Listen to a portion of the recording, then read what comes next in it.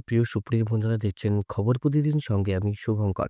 চলে আসছি আজকের আবহাওয়ার গুরুত্বপূর্ণ খবর নিয়ে। তো সুপ্রিয় বন্ধুরা, বঙ্গোপসাগরে তৈরি হচ্ছে নিম্নচাপ। আর এই নিম্নচাপের প্রভাবেই তৈরি হতে পারে ঘূর্ণিঝড় ফাঙ্গাল। এই ফাঙ্গাল ঘূর্ণিঝড়ের নাম দিয়েছে শ্রীলঙ্কা। তো সুপ্রিয় বন্ধুরা, আপনারা ভিডিওটাকে সম্পূর্ণ দেখার চেষ্টা করবেন। অবশ্যই চ্যানেলটিকে সাবস্ক্রাইব করে রাখবেন প্রতিনিয়ত সঠিক আপডেট পাওয়ার জন্য। আর অবশ্যই আপনাদের জেলার আবহাওয়ার পরিস্থিতি আমাদের ভিডিওর কমেন্ট বক্সে লিখে জানাবেন। তৈরি হচ্ছে ফাঙ্গাল ঘূর্ণিঝড়। এই ফাঙ্গাল ঘূর্ণিঝড়ের নাম দিয়েছে শ্রীলঙ্কা। তো শ্রীলঙ্কার উপর দিয়েই কিন্তু এই ঘূর্ণিঝড় যাওয়ার সম্ভাবনা রয়েছে। তো সুপ্রিয় বন্ধুরা, ব্যাপারটা অনেকটাই অন্যরকম। যেই দেশটির নাম দিচ্ছে সেই দেশটির উপর দিয়ে ঘূর্ণিঝড়টি যাওয়ার সম্ভাবনা রয়েছে। এদিকে আমরা দেখতে পাচ্ছি পোর্ট ব্লেয়ার থেকে প্রায় ২০০-৩০০ কিলোমিটারের মধ্যেই শ্রীলঙ্কা। ৫০০ কিলোমিটার বা ৭০০ কিলোমিটারের মধ্যে শ্রীলঙ্কা হবে। তার মধ্যবর্তী অঞ্চলে কিন্তু অবস্থান করছে এই সাইক্লোনে। এই সাইক্লোন তৈরি হবে প্রায় ২৪ তারিখ নাগাদ। ২৬ তারিখে সে একটু আগাবে আস্তে, আস্তে দক্ষিণ ভারতের দিকে। এই সাইক্লোনের প্রভাবে দক্ষিণবঙ্গে সেভাবে কোনো বৃষ্টিপাতের সম্ভাবনা আছে কিনা এবং আমাদের রাজ্যে কবে পুরোপুরিভাবে হাড় কাঁপানো শীত পড়তে চলেছে সবকিছুই থাকবে। প্রতিবেদনে অবশ্যই আপনারা কিন্তু চ্যানেলটিকে সাবস্ক্রাইব করে রাখবেন। সম্পূর্ণ আপডেটটিকে দেখবেন। এদিকে আমাদের পার্শ্ববর্তী দেশ বাংলাদেশ, ত্রিপুরা, গুয়াহাটি, তারপরে এদিকে আমাদের উড়িষ্যা, সমস্ত অঞ্চলের আবহাওয়ার আপডেট আপনি এখানে সঠিকভাবেই পাবেন। তো প্রথমত আমি আপনাদেরকে স্যাটেলাইট চিত্রটি দেখিয়ে দেব। সেখান থেকে আবহাওয়ার পরিস্থিতি আমরা জানবো। আর বঙ্গোপসাগরে কি পরিবর্তন আসছে সেটাও আমরা জানতে পারবো। আমরা স্যাটেলাইট চিত্রে দেখতে পাচ্ছি এখানে নিম্নচাপ তৈরি হচ্ছে। প্রচণ্ড ভারী মেঘ তৈরি হচ্ছে, দক্ষিণ ভারতে বৃষ্টি হচ্ছে। আচ্ছা, তাছাড়া কিন্তু আমাদের কানপুর, ফাজিদাবাদে একটু মেঘলার আকাশ, কুয়াশা রয়েছে। আমাদের শিলিগুড়ি, আলিপুরদুয়ার, কোচবিহার পরিষ্কার আকাশ। আমাদের কলকাতা, এদিকে মালদা, এদিকে খড়গপুর সমস্ত অঞ্চলে কিন্তু পরিষ্কার আকাশ রয়েছে। এদিকে বর্ধমান, দুর্গাপুর, বাঁকুড়া, পুরুলিয়া, তারপরে হচ্ছে খড়গপুর, শান্তিপুর, কাটোয়া, রাজশাহী, এদিকে বাংলাদেশের বগুড়া, শেরশাবাড়ি, ময়মনসিংহ, কিশোরগঞ্জ, বাংলাদেশের পাবনা, বাংলাদেশের ফরিদপুর, লোহাগাড়া, আমাদের উত্তরবঙ্গের শিলিগুড়ি, আলিপুরদুয়ার, কোচবিহার, এদিকে হচ্ছে বঙ্গাইগাঁও, গুয়াহাটি, তেজপুর, হজাই, জোরহাট, ডিমাপুর সমস্ত অঞ্চলে কিন্তু আবহাওয়া অনেকটাই পরিষ্কার রয়েছে। দিল্লির দিকে কুয়াশা, গোয়ালিয়রের দিকে একটু কুয়াশা, এলাহাবাদের দিকে কিন্তু কুয়াশা রয়েছে বন্ধুরা। তাছাড়া বঙ্গোপসাগরে তৈরি হচ্ছে একটা নিম্নচাপ। এই নিম্নচাপটা আমরা ট্র্যাক করব। প্রশান্ত মহাসাগরে যেটা দেখতে পাচ্ছি, ভিয়েতনামের দিকে একটু মেঘলা আকাশ রয়েছে। এখানে বিদ্যুৎ সহ বৃষ্টিপাত হচ্ছে এই অঞ্চলটাতে, ফিলিপিন্সের কাছাকাছি, মালদ্বীপসের কাছাকাছি। আর এদিকে আমরা বৃষ্টিপাত আর নিম্নচাপটা আমরা ট্র্যাক করব বন্ধুরা। বৃষ্টিপাত আর নিম্নচাপটা কি পরিবর্তন আসছে সেটা আমরা দেখে নেব একবার। নিম্নচাপ মোটামুটি আমরা দেখতে পাচ্ছি ২৪ তারিখে হওয়ার সম্ভাবনা রয়েছে। ২৩ থেকে ২৪ তারিখ। ২৩ তারিখ থেকে শুরু হবে নিম্নচাপ। আস্তে, আস্তে আমরা যদি ট্র্যাক করি, নিম্নচাপ পুরোপুরিভাবে সুস্পষ্ট হবে ২৫ তারিখে। তারপরে আস্তে, আস্তে নিম্নচাপটা আগানো শুরু করবে। মোটামুটি ২৭ তারিখে এটা কিন্তু ল্যান্ডফল করে যাওয়ার সম্ভাবনা রয়েছে। জিএফএস মোডে আপনাদেরকে দেখাচ্ছি। জিএফএস মোডে যদি দেখি আমরা, তাই মোটামুটি কিন্তু ২৭-২৮ তারিখে এটা ল্যান্ডফল করে যাওয়ার সম্ভাবনা রয়েছে সুপ্রিয় বন্ধুরা। আমরা আরেকটু বিশ্লেষণ করে জানবো। চলুন আমরা ১ম এ উইন্ডগাস্টের দিকে যাই। আমরা ২৫ তারিখে দেখতে পাচ্ছি ঘূর্ণিঝড়টি আস্তে, আস্তে, আস্তে, আস্তে শ্রীলঙ্কার ঠিক একটু গাটা ঘেঁষে তারপরে কিন্তু আস্তে, আস্তে নিজের রূপ ধারণ করছে ২৭ তারিখে পুরোপুরিভাবে একটা সুস্পষ্ট সাইক্লোন, ক্যাটেগরি 1 এর সাইক্লোন। নাম হচ্ছে ফাঙ্গাল। ৭৫ কিলোমিটার ঘন্টায় তখন তার গতিবেগ থাকবে। আস্তে, আস্তে কিন্তু সে উড়িষ্যার দিকে এগোবে। তারপরে হচ্ছে বিশাখাপত্তনমের দিকে আগানোর সম্ভাবনা রয়েছে। তারপরে অনেকটা খানিকটা এগোতে, এগোতে, এগোতে, এগোতে আমাদের দক্ষিণবঙ্গ উপকূলে যাওয়ার সম্ভাবনা আমরা দেখতে পাচ্ছি। একটা নতুন আপডেট। দক্ষিণবঙ্গে উপকূলে কিন্তু বৃষ্টিপাতের সম্ভাবনা আমরা দেখতে পাচ্ছি বন্ধুরা। হ্যাঁ, তো চট্টগাঁও, ফটিকছড়ি উপজেলা, স্নাবাক, লালমোহন, কলাপাড়া, হলদিবাড়ি, গঙ্গাসাগর একটা ফিচার আপডেট দেখতে পাচ্ছি। কিন্তু ইসিএমডব্লিউ মোড এটা কিন্তু টোটালি আলাদা দেখাচ্ছে। এটা কিন্তু ল্যান্ডফল হয়ে যাচ্ছে। আর জিএফএস মোড বলছে এটা সরাসরি বঙ্গোপসাগর একদম আগাতে একদম দক্ষিণবঙ্গ উপকূলে চলে যাওয়ার সম্ভাবনা রয়েছে। তো দক্ষিণবঙ্গেও বৃষ্টিপাতের সম্ভাবনা রয়েছে। এখন কয়দিন আপডেট গেলে বুঝতে পারবো যে কি আপডেট থাকছে। আর ইসিএমডব্লিউ মোড টোটালি কিন্তু আলাদা বলছে বন্ধুরা। ইসিএমডব্লিউ বলছে কিন্তু এটা ল্যান্ডফল হবে উড়িষ্যা সরি চেন্নাইয়ে। আর এদিকে আমরা জিএফএস মোডে দেখতে পাচ্ছি সেটা কিন্তু চলে যাচ্ছে সরাসরি দক্ষিণবঙ্গ উপকূলে, উড়িষ্যা উপকূলে। উড়িষ্যা উপকূলে প্রবেশ করবে তারপরে কিন্তু ইসিএমডব্লিউ মোডটা যে আছে সেটাতেই আমি প্রথমত দেখাবো। যেটা আমরা ল্যান্ডফল দেখতে পাচ্ছি সেটা হচ্ছে নাগাপাত্তানাম আর হচ্ছে আপনার পুডুচেরি আর এদিকে হচ্ছে এই অঞ্চলটা দেখুন পুরোপুরিভাবে এখানে রেড অ্যালার্ট জারি হবে। পুডুচেরি থেকে শুরু করলে এই অঞ্চল চেন্নাই, তামিলনাড়ু, নেলোর, বিজয়বাড়া প্রচণ্ড বৃষ্টি নিয়ে আসছে এই নিম্নচাপ।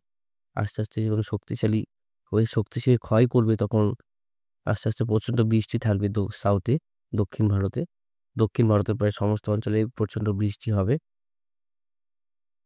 ২৯ তারিখ নাগাদ মোটামুটি আমরা দেখতে পাচ্ছি আবহাওয়া আস্তে, আস্তে পরিষ্কার হওয়া শুরু করবে। অ্যাক্সেস মোডে আমরা যদি দেখি, অ্যাক্সেস মোডেও কিন্তু আমরা দেখতে পাচ্ছি যে ল্যান্ডফল করছে সাউথে। স সাউথে কিন্তু ল্যান্ডফল করছে। ল্যান্ডফল করে খানিকটা উপর দিকে উঠে যাচ্ছে যেটা আমরা দেখতে পাচ্ছি। মানে অ্যাক্সেস মোডে আমি আরেকটা ঘূর্ণিঝড় দেখতে পাচ্ছি নিচের দিকে। সেটা অনেকটাই নিচে আমাদের। আরেকটা যেটা আছে আইকন মোড যেটা দেখি, আইকন মোডও দেখতে পাচ্ছি সাউথের দিকে কিন্তু চলে যাচ্ছে ঘূর্ণিঝড়টি। তো মোটামুটি আমরা জিএফএস মোড একটা ট্র্যাক দেখতে পাচ্ছি। জিএফএস মোডে সে সরাসরি ল্যান্ডফল না করে সে সমুদ্র ঠিক উপকূল বরাবর এগোতে কিন্তু চলে যাচ্ছে দক্ষিণবঙ্গের দিকে। দক্ষিণবঙ্গে ঠিক এই উপকূল বরাবর হয়ে বাংলাদেশে প্রবেশ করে যাচ্ছে। বাংলাদেশে অতি ভারী বৃষ্টি দেখাচ্ছে। কিন্তু এটা সম্ভাবনা অনেকটাই কম। দেখা যাক কি হয়। অবশ্যই আপনাদেরকে কোনো সময় ভয় পাওয়াবো না যে ঘূর্ণিঝড় দক্ষিণবঙ্গেই আসবে। এটা বলা ভুল হবে।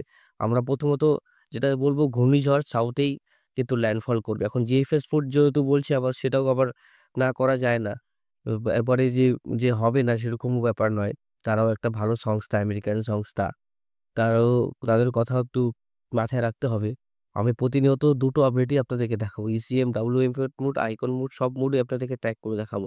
তার মানে আমরা ১, ২, ৩ ৩টি মোডে একই রকম দেখতে পাচ্ছি। শুধু জিএফএস মোডে আমরা আলাদা দেখতে পাচ্ছি মানে।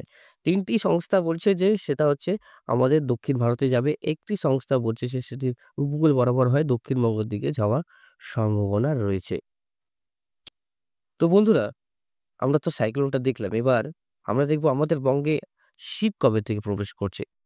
যে হাড় কাঁপানো শীত কবে থেকে প্রবেশ করার সম্ভাবনা রয়েছে বন্ধুরা, আমরা একবার দেখে নেব।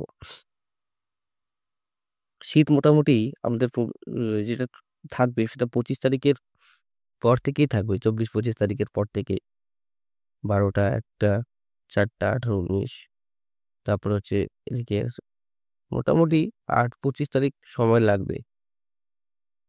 ২৫ তারিখ সময় লাগবে। সমুদ্রে নিম্নচাপের প্রভাবে আমাদের এখানে জলীয় বাষ্প কম প্রবেশ করবে। আর এর প্রভাবে কিন্তু যখন নিম্নচাপ বা কোনো কিছু সমুদ্রে তৈরি হয় তখন আমাদের ভারতবর্ষের তাপমাত্রা বেড়ে যায়। তো শীত মোটামুটি ২৪-২৫ তারিখ থেকে আমরা পেয়ে যাব।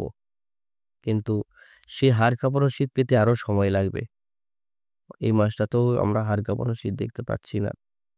মোটামুটি দেরি হবে একটু। কারণ কি নিম্নচাপগুলো, সাইক্লোনগুলো আমাদের বঙ্গোপসাগরে অবস্থান করছে। সব জলীয় বাষ্প এখান থেকে টেনে নিচ্ছে।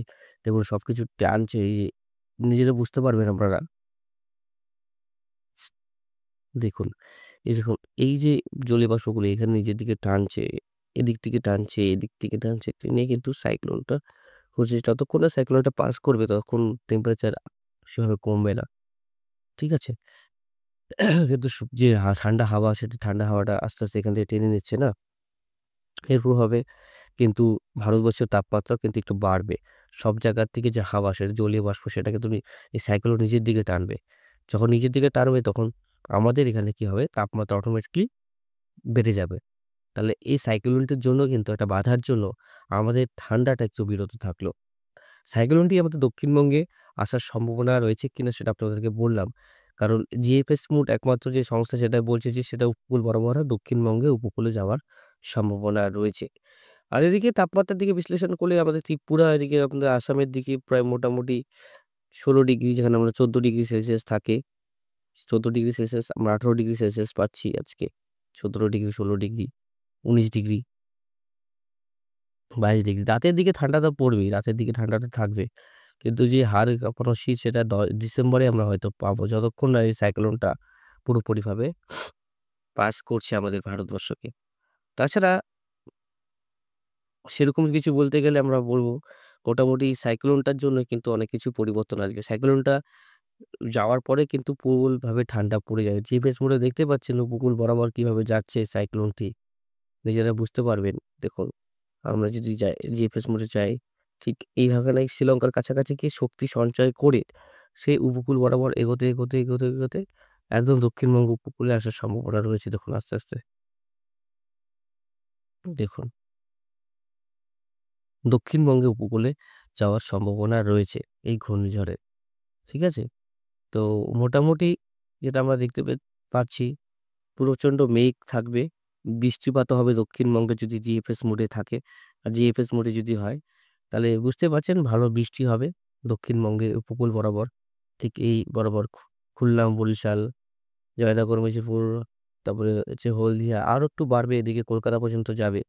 এদিকে মহিষাদল থেকে শুরু করে ডায়মন্ড হারবার, তারপরে হচ্ছে এদিকে শ্যামনগর, এদিকে হচ্ছে কলাপাড়া, লালমোহন, শাহবাগ, পটিজেল উপজেলা, তারপরে লংগেই, চট্টগ্রাম, মহেশখালী সমস্ত অঞ্চলেই কিন্তু আমরা এটা দেখতে পাবো। এদিকে আমরা মোটামুটি এদিকে চ্যাম্পিয়ন থেকে শুরু করে সমস্ত অঞ্চল থাইল্যান্ডের এই অঞ্চলগুলোতেও কিন্তু প্রচণ্ড বৃষ্টি থাকবে। মোটামুটি এই সাইক্লোন বেশি শক্তিশালী হবে না। ১০০ কিলোমিটারের কাছাকাছি থাকবে। যা গভীর নিম্নচাপ আকারেও প্রবেশ করতে পারে। এখনো পর্যন্ত বলা যাচ্ছে না কি হয়। তো অবশ্যই আপনারা আপডেটটি দেখতে থাকবেন। সবসময় সচেতন থাকবেন। অবশ্যই সাবধান থাকবেন, নিরাপদ থাকবেন। আজকের মতন এখানে সমাপ্ত করছি। ধন্যবাদ।